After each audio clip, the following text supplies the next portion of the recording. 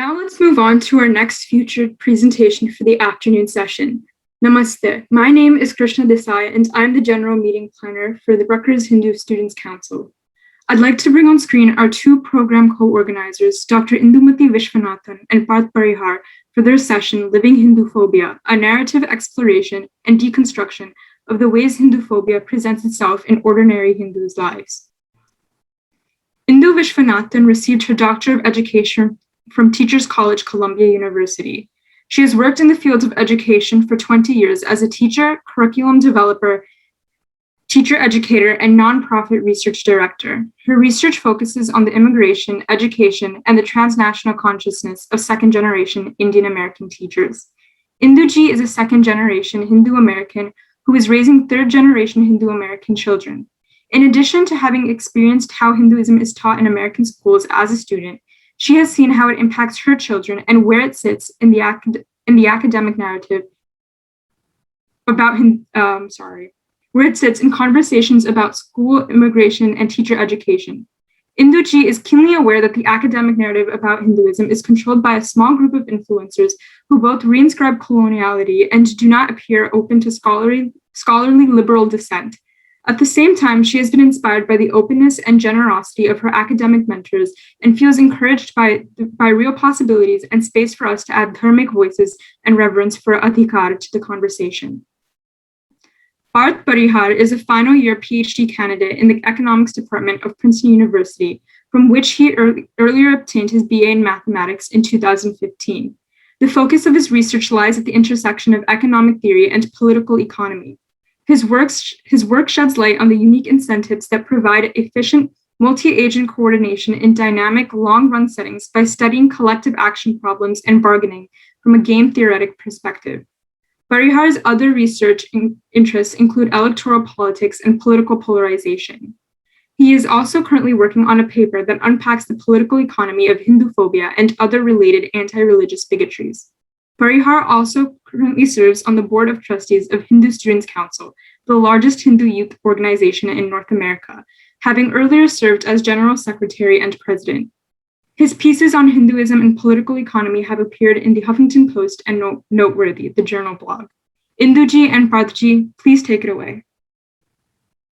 Namaste. Thank you. Thank you, Krishna. We would like to start by recognizing that Kashmiri Hindus have experienced 7 successive ethnic cleansing and live as internally displaced peoples and as a refugee diaspora, unrecognized by any government, including the government of India. Many Hindu Americans report having felt an upsurge in Hinduphobia and Hinduphobic interactions over the last 2 years. We thought we would walk you through a story that weaves together our personal accounts that encapsulate and hopefully resonate with the sequence of anti-Hindu tropes that Hindu Americans have dealt with over the past 2 years. Living with Hinduphobia. On September 9th, 2019, just over a month after the abrogation of Article 370, which gave displaced Kashmiri Hindus a hope of finally being able to return to their ancestral land, Furqan Khan, then NPR's Delhi producer, tweeted this: "If Indians give up Hinduism, they will also be solving most of their problems, what with all the piss drinking and dung worshipping." More than simply being rude, it's important to note that this tweet enlivens 4 Hinduphobic tropes. 1, if Indians give up Hinduism, so Hinduism is irredeemable, in order to reform society, it must be discarded. 2, they will also be solving most of their problems. Hinduism is predominantly, uniquely responsible for India's social ills. 3, piss drinking. Hindus are backwards.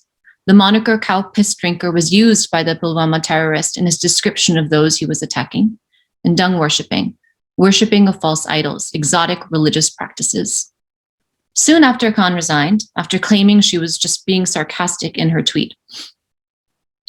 This dismissiveness of Hindus was a pattern in Khan's social media. A few days prior, she had described the ethnic cleansing of Kashmiri Hindus as a normal conflict collateral damage. NPR responded tepidly to harsh public criticism from Hindus. We were not satisfied with their response, as Khan's horrifically violent Hinduphobic tweet reflected a much deeper issue of journalistic integrity in reporting on Hindus and Hinduism from NPR, in India and in the US. On September 11th, 2019, I started a petition that was signed by nearly 10,000 Hindus asking NPR to, 1, investigate Hinduphobia and their staff's Twitter history, and to hold their journalists and employees' social media representations about Hindus and Hinduism to the same ethical standards as it has and does regarding other groups. 2, to investigate their biased practices of reporting on Hinduism and whether or not it meets the standards of ethics and fair reporting that they apply to every other global South and minoritized community. 3, to review who and what informs their assumptions about Hinduism and critically investigate the commitments and assumptions of their sources. And 4, to engage a more ethical and balanced approach towards reporting on Hinduism and Hindus. We predicted that advocating for fair and balanced reporting regarding Hinduism would be met with melodramatic and suspicious accusations about the petition's supporters, and we weren't disappointed. NPR is the gold standard, and people who are accusing them needs to go back and see the concoction that Hindutva as an ideology done to Hinduism. These kind of petitions signed by paid trolls who are promoting fascism in India is now preaching NPR. Hindutva Bhakts like crusaders believe the absolute apocalyptic destruction of Hinduism is around the corner, and only the destruction of the infidel critics can revive it. Does it remind of another fanatic group of people?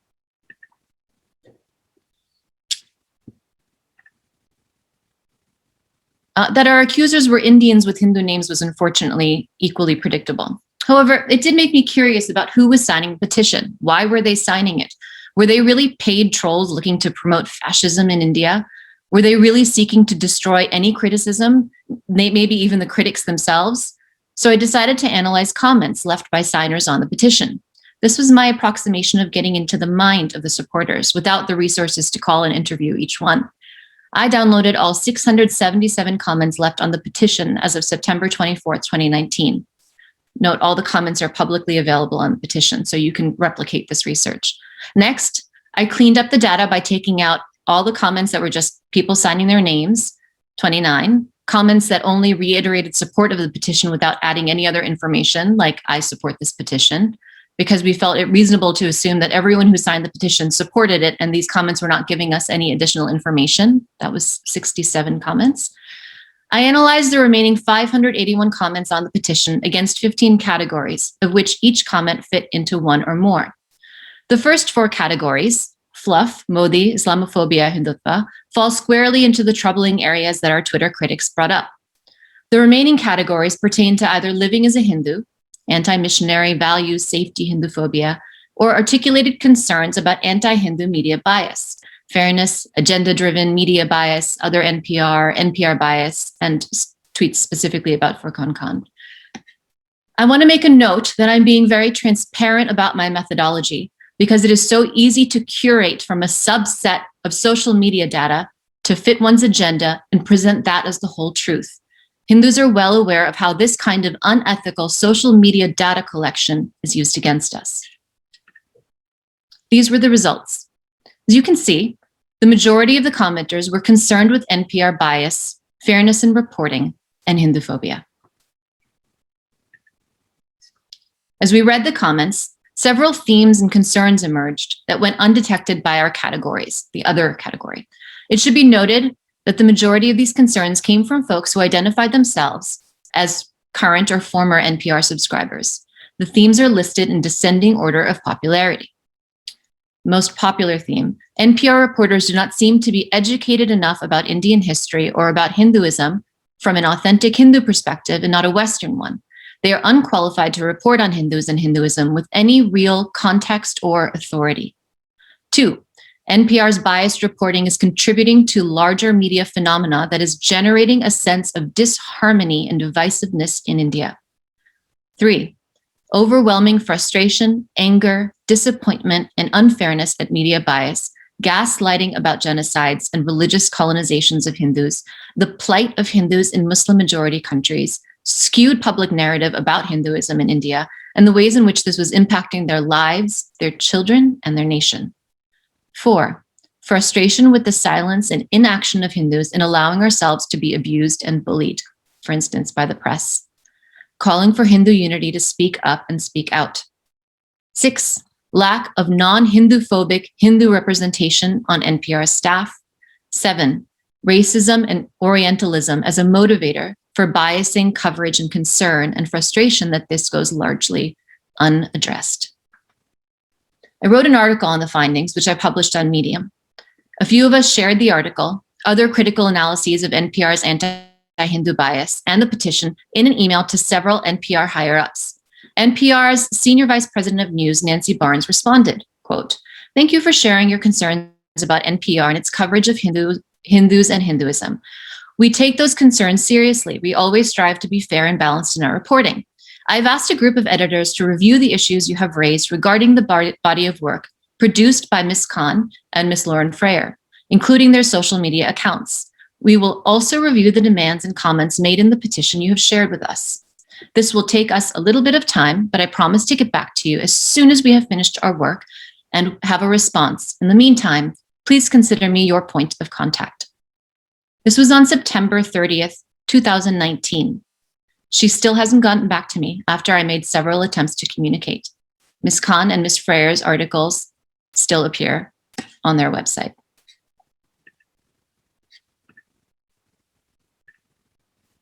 Aware of the ways in which events in Kashmir were being narrated to erase and deny the Kashmiri Hindu genocide, I decided to attend an event held at my own university. This event was held on September 18th, 2019. So this is 9 days after Furqan Khan's tweet. So all of this is happening within the span of 10 days. Now, these types of events were certainly not unique to my own campus and institution and happened at nearly every major university. Many of the things the speaker said, unfortunately, also dovetailed neatly into the working definition of Hinduphobia that we've presented thus far at this conference. I wish to enumerate a few such instances. Again, I'm not interested in the identities of the speakers, all of whom are university professors, because I'm interested in what they were saying as a manifestation of Hinduphobia, not in the academics themselves. I've only included their names to include a more tactile context to provide the receipts about what happened. So let's watch. At an event at my university, speakers gaslit and delegitimized Kashmiri Hindu trauma. Even the most staunch hardliner pro-freedom leaders in Kashmir, the Muslim leadership, whether it's Gilani or what have you, they never say anything about Kashmir being exclusively Muslim. For them, they want Kashmiri pundits to return.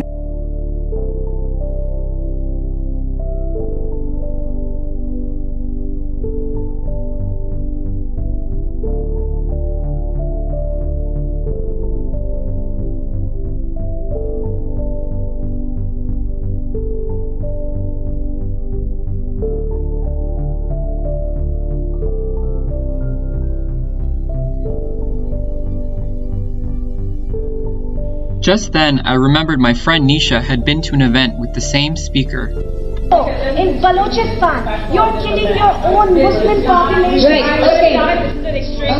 Thank you for your comments. This is not the real story. This is absolute lies, and lies are being perpetuated. Half-truth is always wrong. Half-truth is always wrong. You're not letting me speak, so there's no way I can present That's the perspective. exactly why I wanted to say this is an 800-year-old. There's no 800-year-old issue. I'm sorry. You cannot.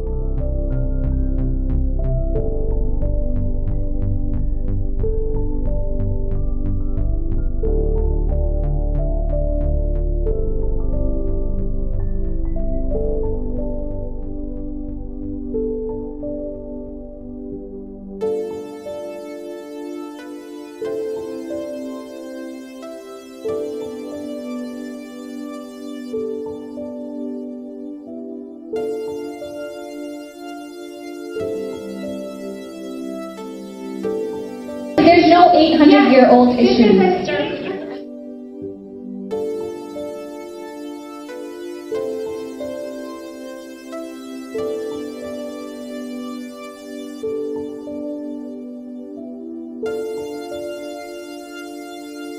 Kashmir Pandit pain becomes the dominant pain that's spoken about is something we need to ask ourselves. What's happened at this panel and during the Q&A session is a perfect replication of how Kashmiri Muslim voices have been completely taken over by this Kashmiri Pandit narrative.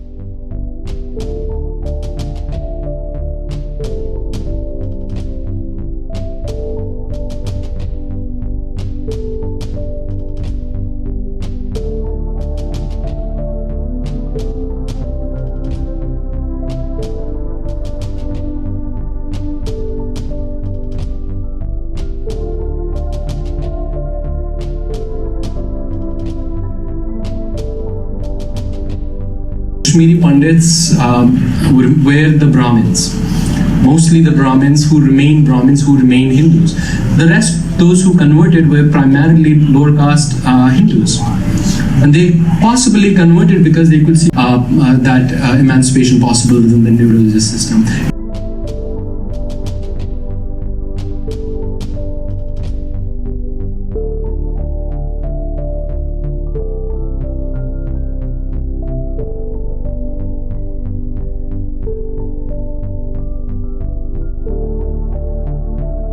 The first time that I've been on a Kashmir-centric panel where there's been a walkout. So if it's scripted, please follow the script and leave the room.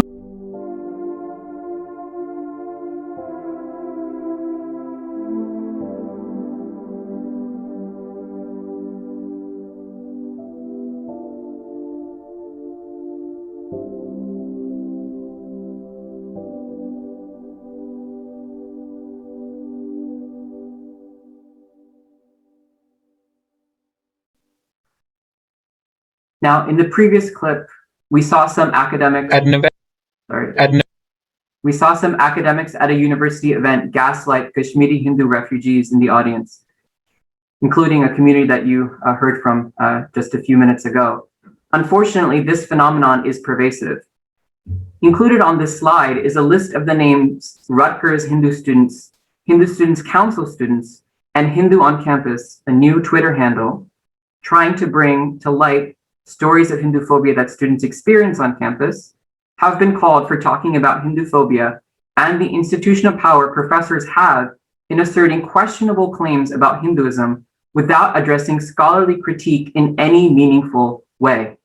Hindu pain and trauma and knowledge are not recognized in society.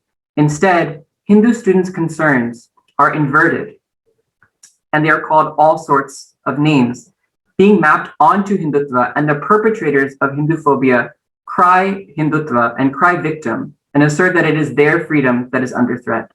So here you see some of the names: BJP IT cell, radicalized, fake, Hindutva virus, Hitler idolizers, Hindu extremists, cow piss drinker, and the list goes on and on. This mapping completely undermines the Hinduphobes' defense that they're critiquing Hindutva and not Hinduism, because they continue to identify Hindu students simply for speaking out about their religion and their experiences of trauma and being gaslit, their experiences of Hinduphobia, as evidence of Hindutva.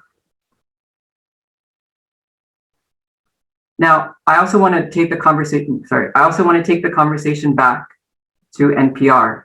This shield that the Hinduphobe often uses to claim that they're excoriating Hindutva and not Hinduism can in practice be an empty and meaningless ruse.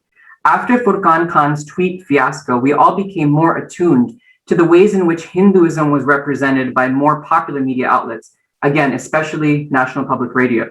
One of the most troubling things about NPR's reportage was the audio that played before every episode that they did on the Indian elections in 2019. Let's take a quick listen.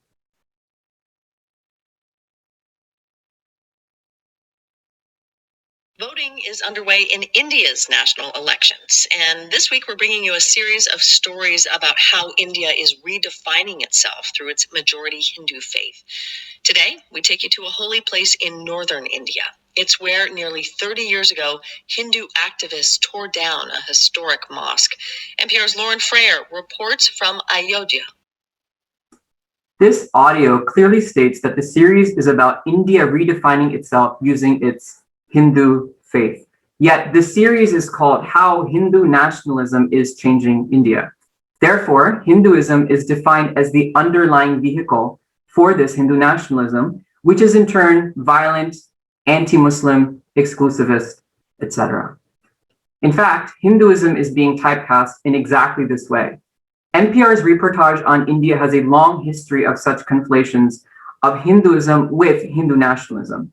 For instance, in 1999, the last time the BJP won a national election, NPR ran the headline, "Hindu victory likely in Indian election." Hinduism and Hindus writ large globally are identified here with the political outfit in India. Again, recall that this is one of the most common manifestations of Hinduphobia. There is no end to the absurdity of claims linking Hindu culture with, quote, the broader political agenda of Hindu nationalism. In 2017, the New York Times published an article linking the sari with a quote unquote Hindu political project. Of course, the textile industry is an incredibly old Indian industry. For example, remember the Silk Road. While a lot of people who aren't Hindu and are Indian do in fact wear saris, the origin of the garment dates back to the Indian civilization prior to the arrival of the Muslims, of the Mughals. Descriptions can be found in Hindu literature, including in Sanskrit and Tamil. It is the oldest continuously worn garment in the world. To associate saris with a rise of Hindu nationalism is, to put it euphemistically, very, very strange. But because it is in vogue to associate everything Hindu with Hindu nationalism, the sari itself, a regular garment, becomes contentious. And of course, describing the sari itself as Hindu in origin is also Hindutva, because again, describing the sari as Hindu in origin, because again, it appears in ancient Hindu literature, is categorized as Islamophobic, since people who are not Hindu, in fact, do wear saris. Not only are we called Islamophobic, we are accused of erasing other Indian identities by simply claiming our own history. Facts here apparently don't matter.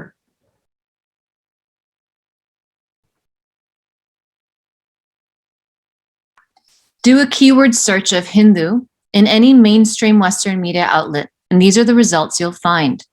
These screenshots are not redacted in any way. This is simply what happens when you do a keyword search for Hindu. The real objective of mob of violence against Muslims in India. The violent toll of Hindu nationalism in India. Blood and soil in Narendra Modi's India.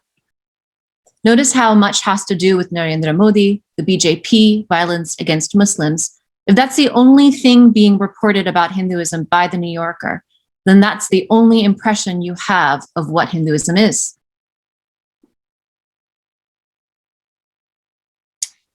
The next slide. All of these headlines were written by one person, Annie Gowan for the Washington Post. This type of journalism, which portrays Hinduism and Hindus as uniquely violent, political, biased, and cruel, is not only the kind of narrative that is dominant in Western media, it is also exactly the narrative that is rewarded by Indian elites.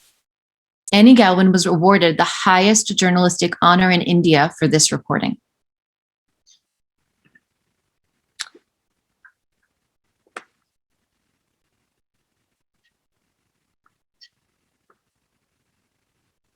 Next slide.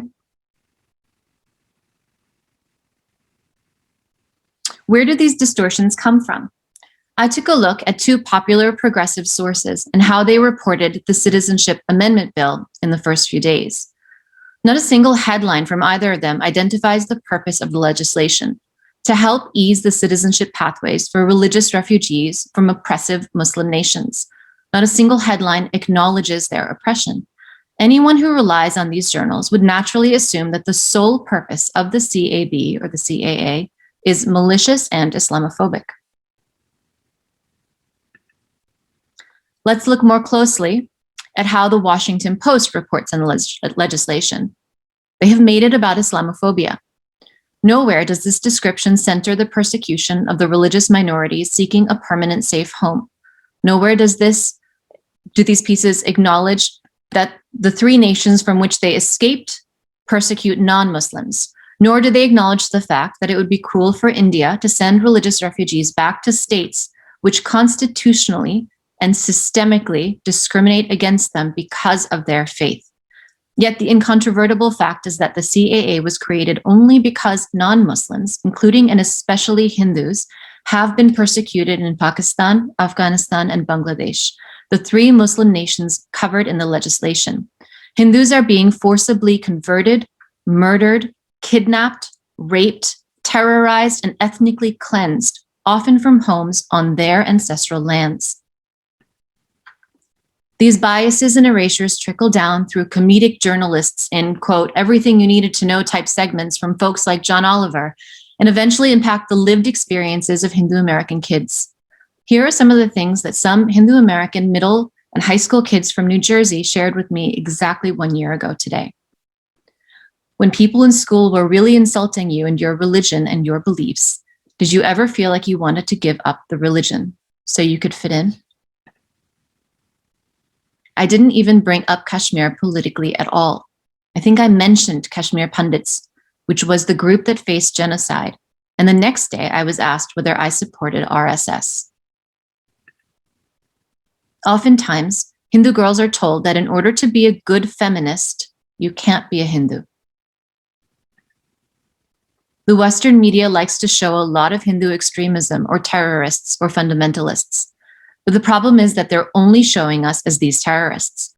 What can kids do to combat that and kind of be like, hey, we're not some weirdish, cultish group that's killing everyone. We're just humans like you.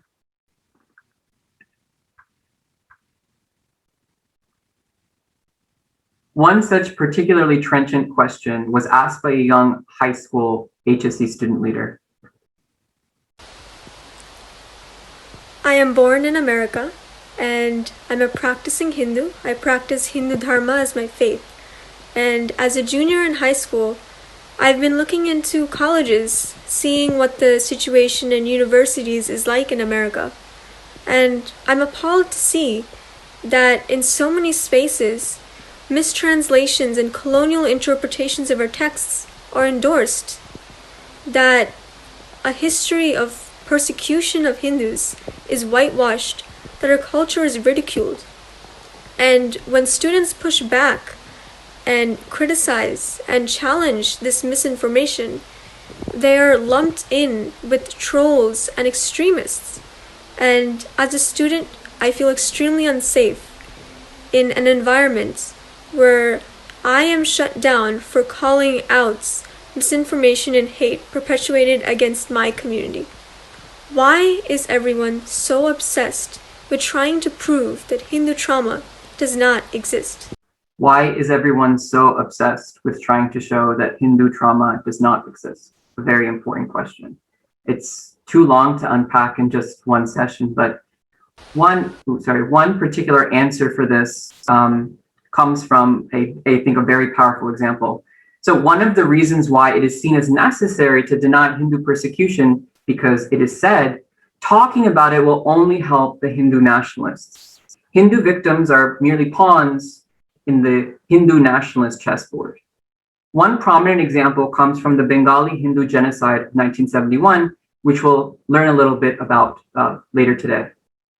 In his recent book, The Blood Telegram, Princeton politics professor Gary Bass makes a shocking revelation.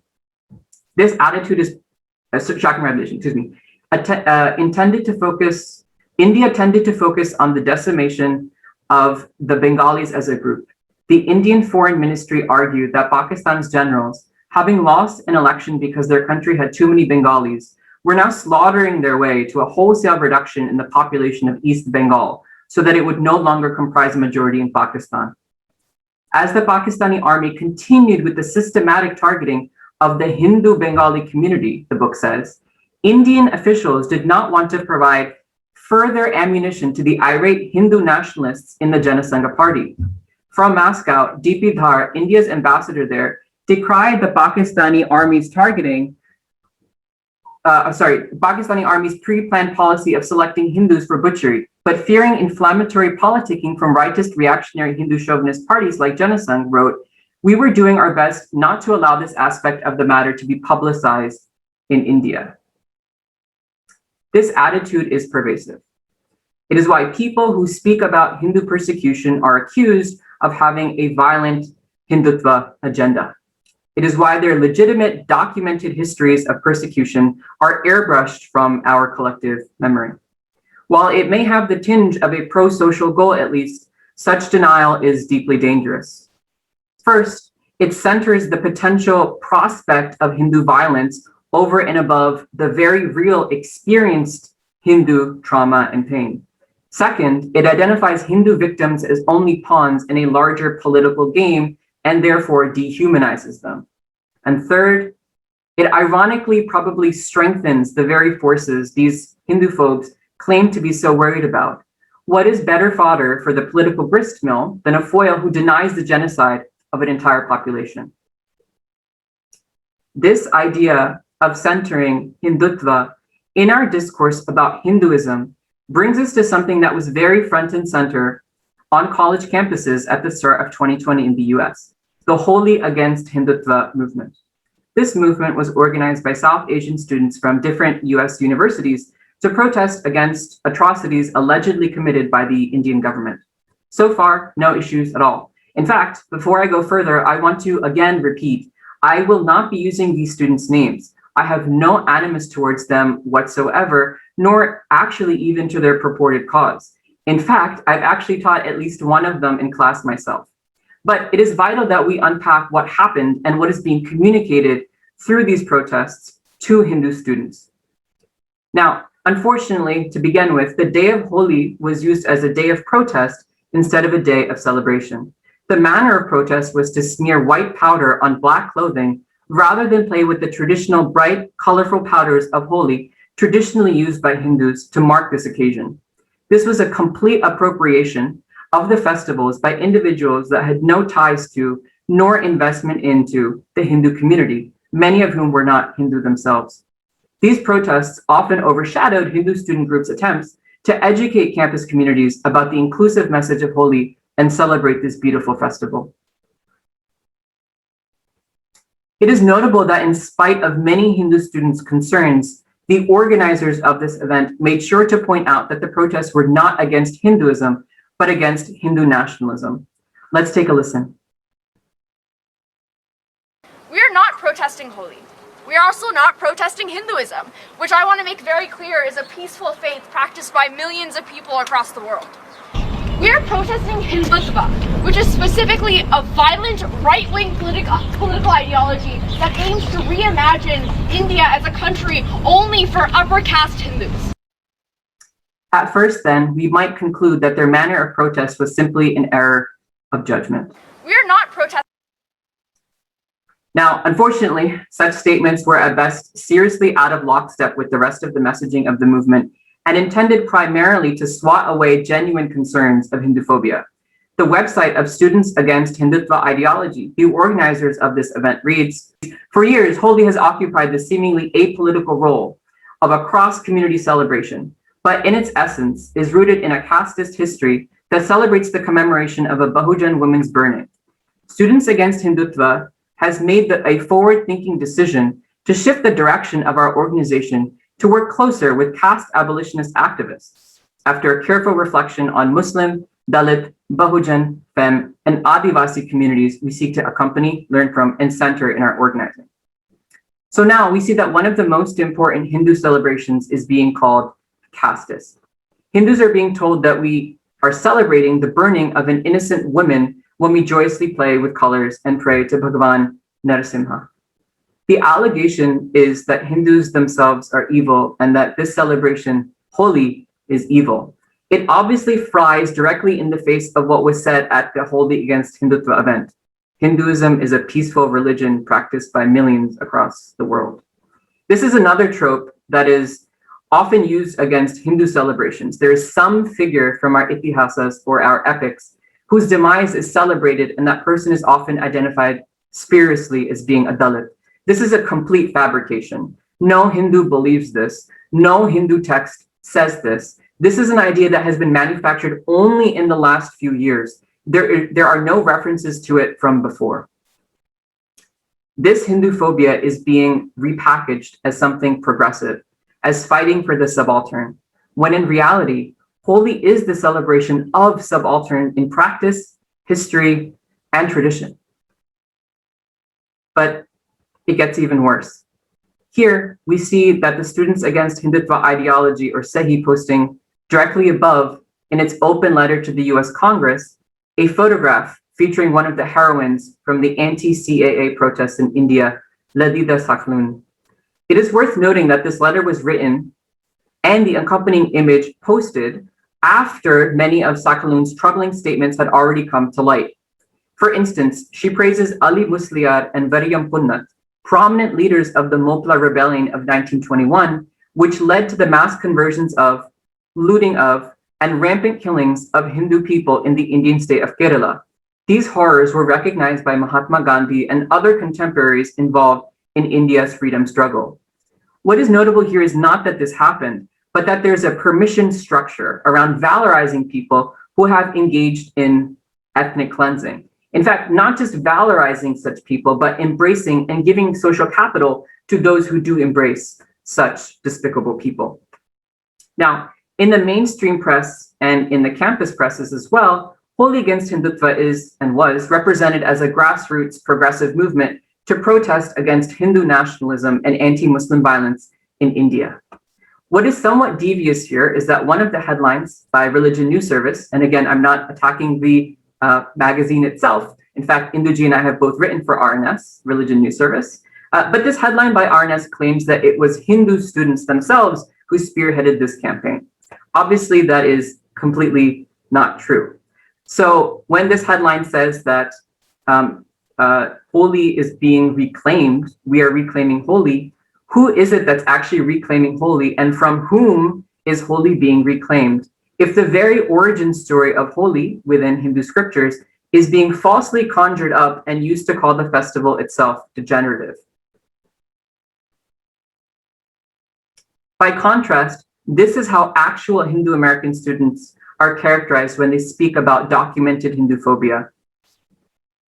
Quote, "It is notable that the epicenter of the attacks on her is the New Brunswick campus of Rutgers, the host of this conference, where groups that advocate Hindutva ideology are considered part of the Sangha Parivar, such as the Hindu Students Council, again, the organization hosting this conference, and the Hindu Yuva are active. Those groups, having failed in their attempts to discredit her with the Rutgers administration, are now trying to double down by organizing a conference on their preposterous narrative that there is widespread Hinduphobia in the US. So, when Hindu students assemble and speak about their own lived experiences, they are immediately met with ad hominem attacks and gaslighting. Their detractors are emboldened by the carte blanche of the permission structure.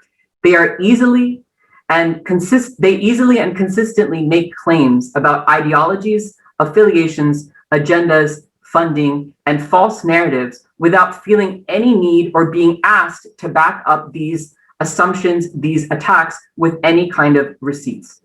It is also significant and incredibly disheartening to see that this particular commentary comes from two leaders of an organization that calls itself Hindus for Human Rights, an organization which failed to recognize that the 1971 Hindu Bengali genocide was a targeted religious attack by the Pakistani army on Hindus, taking somewhere between 2 to 3 million Hindu lives. Even more concerning, one of them is a Hindu chaplain of a prestigious academic institution with a sizable Hindu body, one of Induji's alma maters. So what are Hindu students supposed to do? Where are they supposed to go? Well, one place that you might think that Hindu students would go would be to community organizations. This is especially true for Hindu students who often refer to HSC and other Hindu student groups as a home away from home when they are in college. This is also true for spiritual organizations like Chinmaya Mission, charity organizations like Ekal Vidyalaya, and Seva International that give Hindu community members a cause, a purpose, right? That's pro-social. But all of these American organizations have also been, again, spuriously, accused of supporting violent agendas in India.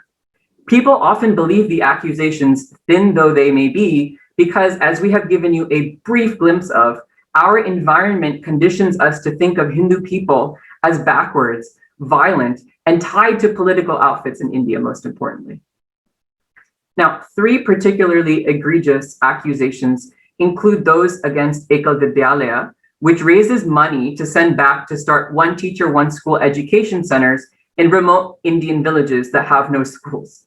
So this is an organization working to uplift the poor in India. Hindu Students Council, again here, is being accused of working as a grooming site to nurture youth. The idea is that we're brainwashing Hindu students and radicalizing them to follow a militant form of Hindutva.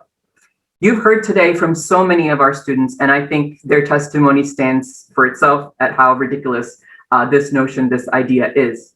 And finally, even Chinmaya Mission, a spiritual organization, so this is not an advocacy-based organization at all, is said to consolidate the Hindutva agenda or Hindutva movement.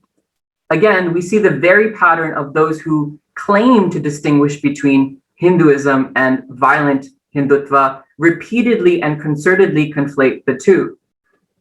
These accusations, more worryingly, have also been made in Congress by university professors who have testified as witnesses in Human Rights Commission hearings.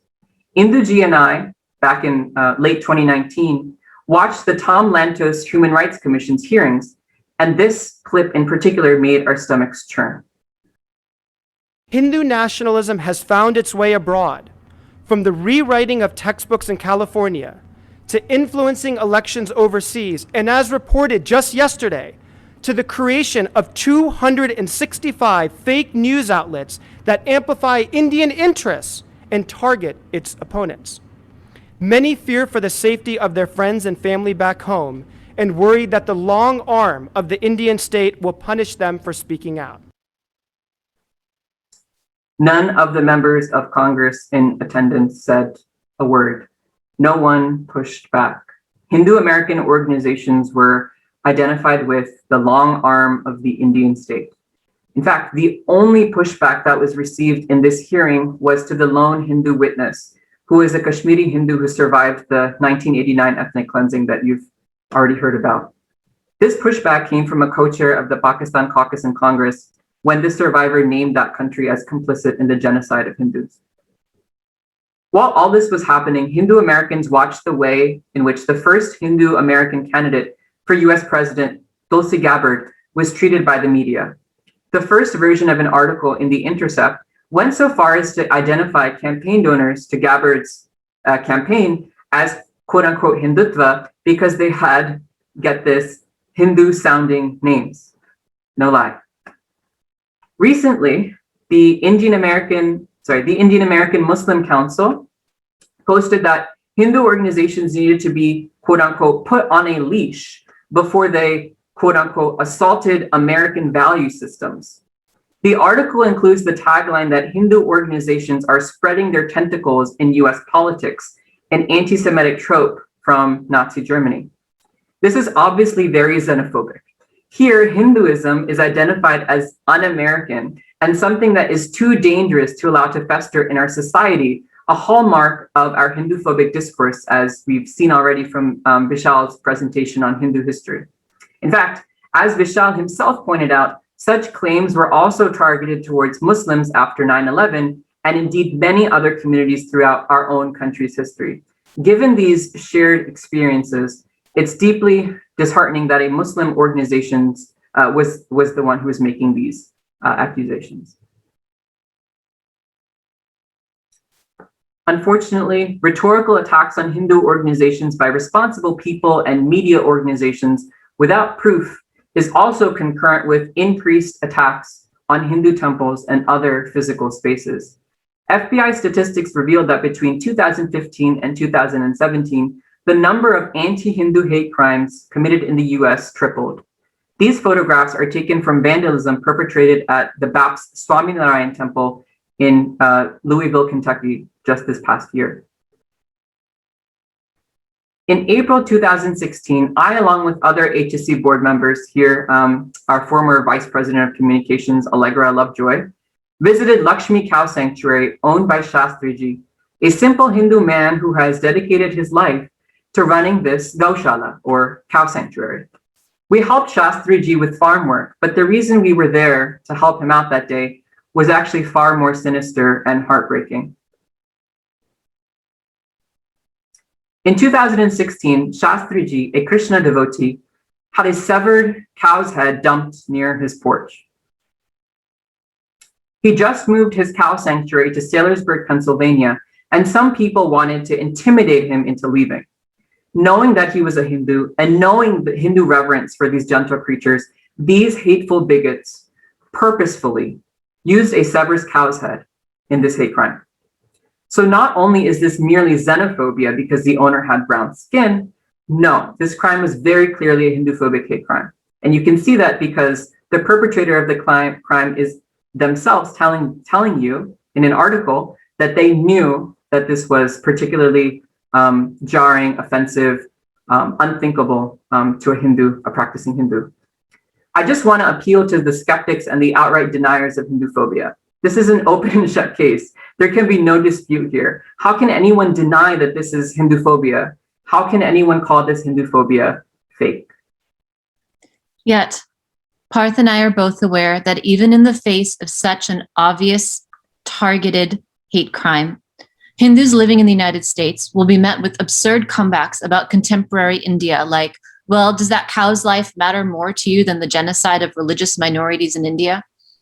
Not only are these statements completely unsubstantiated and untethered to reality, their claimants are just as quick to erase or ignore the actual documented genocide of Hindus.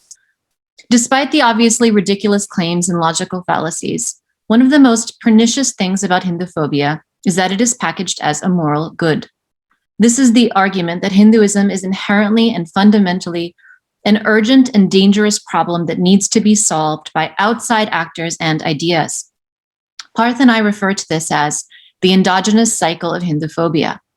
This cycle is premised on a circular logic that says that the only valid assessment of Hinduism is that it is inherently backwards, barbaric, and oppressive, that it is pro-social and moral to work to dismantle Hinduism, and that anyone who opposes this master narrative about Hinduism seeks to perpetrate the oppression upheld by Hinduism.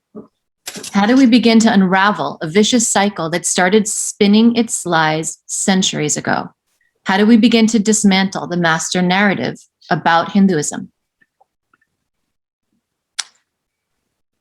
When people actively erase, silence, and misrepresent what a community is fighting for and against, all everyone else will see is a belligerent community. When you erase and misrepresent the transgenerational trauma of a community, their decontextualized pain can look and sound like privileged rage. As we have seen across all the presentations today, the public consciousness about Hinduism is informed by stereotypes. The danger of a stereotype, of course, is that it is not always a lie. The danger of a stereotype is that it is usually a tiny sliver of truth that is decontextualized and magnified and presented over and over again as the entire truth until the mere suggestion of any other information or context appears absurd, false, and even as in the case of Hindus, an attempt to squash the actual truth. One of the things we notice on social media, but also across a lot of news media and other forms of expression, is that folks are often engaging at the level of conclusions and retrofit their gaze to suit those conclusions. In other words, folks are only consuming theories, facts, perspectives, and realities that suit what they already think they know for certain. Even more dangerous is when folks weave these foregone conclusions with a proprietary claim on morality, and they create these impermeable membranes. As educators, we invite folks to step back from conclusions and examine their assumptions and their basket of information. We thought we'd leave you with 5 questions to ask yourself when you are presented with quote-unquote facts or apparent facts about Hinduism and Hindus. So the first, what is the relationship between the facts and the master narrative about Hinduism? Is the master narrative an axiom, an assumption made? Do the apparent facts repackage different tropes about Hinduism, for instance, from our definition of Hinduphobia, without providing sufficient evidence that this is the only truth? Does the person who's making these apparent facts or spouting them shut down or rule out alternative possibilities, contexts, and perspectives? Is counter evidence brushed aside? Importantly, do the descriptions and ascribed motives of the people representing these facts find resonance with other social analysis I'm familiar with? If so, does the argument provide or link to similar database justification for these descriptions as with the familiar contexts? So to give one example, think about how methodically data is analyzed to show that African Americans are disproportionately harmed by police violence. Are you asking for similar methodological rigor for claims made en masse about Hindus and Hindu society? Finally, whose voice is left out of the discourse? What logic is used to rule out and justify delegitimizing these voices? How does this exclusion, relate to the master narrative about Hinduism? I'd encourage us all to think about these types of questions whenever we encounter discourse about Hindus or Hinduism that feels a little bit funnier off to us. So in closing, I want to thank Induji for spending all this time making this presentation with me and for doing so much work on the conference. And I'm not sure if we have any time left for Q&A.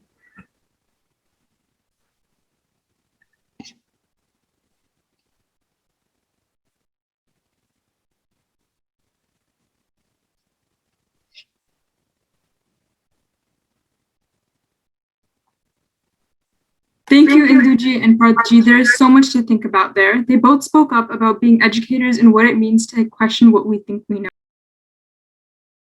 For the latest on our YouTube channel, click subscribe and hit the bell icon for alerts on new content. Remember to like, comment, and share our videos. For more about HSC, you can visit the social media handles listed below.